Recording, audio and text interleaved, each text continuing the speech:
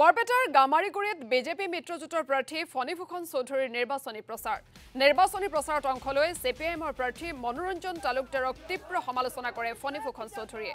বিধানসভা নিৰ্বাচনত তালুকদাৰে যিমান ভোট লাভ কৰিছিল তাৰ আধা সংখ্যকো ভোট লাভ নকৰে লোকসভা নিৰ্বাচনত। বৰপেটাত এইবাৰ ৩ লাখ ভোটৰ ব্যৱধানত জয়ী হ'ব বুলি দাবী কৰিছে ফণীভূষণ চৌধুৰীয়ে। এইবাৰ ধৰ্মীয় সংখ্যালঘু লোকসকলে বিজেপি মিত্ৰজোঁটক সমৰ্থন কৰিবলৈ আগবাঢ়ি আহিছে। গতিকে এইবাৰ বৰপেটাত ফণীভূষণ চৌধুৰীৰ জয় নিশ্চিত বুলি দাবী কৰিছে ফণীভূষণ চৌধুৰীয়ে। নিৰ্বাচনী প্ৰচাৰত চৌধুৰীক সংগ দিয়ে মন্ত্ৰী ৰঞ্জিত দাসে। বৰ্তমান বৰপেটা লোকসভা সমষ্টিত মিত্ৰজোঁটৰ বাহিৰে বেলেগ কোনোবা যে প্ৰাৰ্থী আছে বা কোনোবা ৰাজনৈতিক দলে যে প্ৰচাৰ অভিযান চলিছে আমাৰ এইটো তাৰমানে চকুত পৰা নাই। তেওঁলোকে চেকা চেৰকাকৈ 10-15জনৰ মানুহৰ মাজত তেওঁলোকে সভা সমিতি পাতিছে মাইক বুজাই, কিন্তু তাত বাহিৰে তেওঁলোকে একো কৰা নাই। এতিয়া যদি কিবা প্ৰচাৰ চলিছে আমাৰ মিত্ৰজোঁটৰে প্ৰচাৰ চলিছে।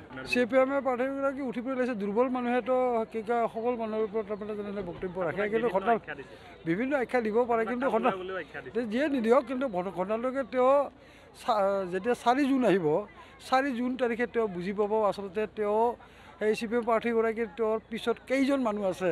সেইটো অহা জুন মাহৰ 4 তাৰিখে তেওঁ বুজি পাব। মই এইটো বস্তুটো তেওঁক মই প্ৰত্যাহ্বান জনাইছোঁ যে সৰ্ব সমষ্টিত তেওঁ বিধায়ক নিৰ্বাচিত হোৱাৰ সময়ত যিমান ভোট পাইছিল, এইবাৰ তাৰ যদি আধা ভোটো পায় মই মানি ল'ম যে তেওঁ বস্তুটো আধা ভোটো নাপায়। মই আপোনালোকক ক'লোঁ এজন ল'ৰাই একেবাৰে ডিষ্টিংশ্যন পাছ কৰিলে, এতিয়া আৰু এজন ল'ৰাই একদম 3rd ডিভিজন পাছ কৰিলে, সেইটো প্ৰত্যাহ্বান বুলি নহয়। সেইটো প্ৰত্যাহ্বান বুলি নহয়। মিনিমাম আজিৰ দিনটোত মিনিমাম 3 লাখ ভোটৰ ব্যৱধানত বিজয়ী হ'ম আমি। আৰু এই বস্তুটো তাৰমানে ধৰ্মীয় সংখ্যালঘু সম্প্ৰদায়ৰ লোকসকল আমাক সমৰ্থন কৰিবৰ কাৰণে আগবাঢ়ি আছে। তাৰ যিটো তেওঁলোকৰ তাৰমানে ঢৌ, এই তেওঁলোকৰ যিটো চিন্তা চৰ্চা, এই চিন্তা চৰ্চা যদি অব্যাহত থাকে তেতিয়াহ'লে এই যিটো ডিফাৰেঞ্চ, এই ডিফাৰেঞ্চটো বৃদ্ধি হ'ব।